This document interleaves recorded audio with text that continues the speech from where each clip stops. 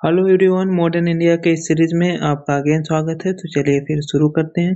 दोस्तों, आप बात करेंगे रोलेट एक्ट की। ठीक है, जैसा कि आप जानते हैं 1917 में सर सिडनी रोलेट की अध्यक्षता में एक कमेटी का गठन किया गया था।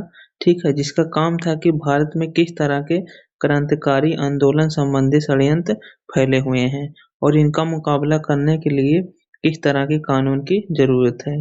इसी के पश्चात 18 मार्च 1919 को रोलेट एक्ट को पास किया जाता है। ठीक है, जिसकी अवधि 3 वर्ष की होती है।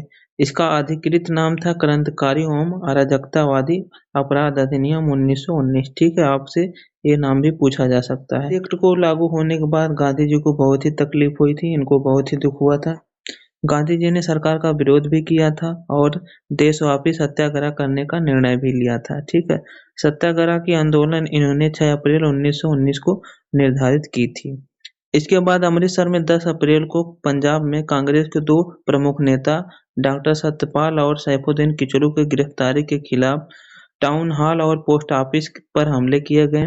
ठीक है, प्रशासन ने सेना बुलवाई और नगर प्रशासन का दायित्व जनरल डायर को सौंप दिया गया और इन्होंने कोई भी सभा आयोजित करने पर प्रतिबंध लगा दिया। वहीं जलियांवाले बाग नरसंहार की बात करें तो जैसा कि अभी हमने बात की, 2 लोकप्रिय नेता डॉक्टर सत्यपाल और सैफुद्दीन किचलू की गिरफ्तारी के बाद जनता में कुछ ज्यादा ही आक्रोश फैल गया था। इसके अलावा अमृतसर में 13 अप्रैल 1919 को संध्या 5 बजे जलियांवाले बाग में विशाल सभा में रोलेट एक्ट तथा सत्यपाल आदि के बारे में भाषण चल रहा था। तभी सैन्य अधिकारी जनरल डायर ने भीड़ पर गोली चलाने का आदेश दे दिया था। ठीक है, आपको पता होगा।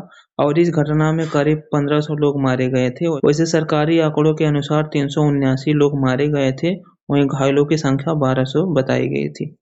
इसके बाद दोस्तों, जलियांवाले बाग नरसंहार के विरोध में रविन्द्रनाथ टैगोर ने ब्रिटिश सरकार द्वारा प्रदान की गई नाइटहुड की उपाधि को वापस कर दी थी। इसके अलावा शंकरन नायर ने वायसराय की परिषद से इस्तीफा दे दिया था। ठीक है, वहीं जलियांवाले बाग हत्याकांड के समय पंजाब प्रांत का lieutenant governor Michael O'Dwyer था। ठीक है, आपसे पूछा जा सकता है। ठीक है, जिसकी हत्या 1940 में उधम सिंह ने लंदन में जाके की थी। इसके अलावा हंसराज नामक व्यक्ति ने सभा बुलाई थी। ठीक है, और यही सरकारी गवाह भी बने थे।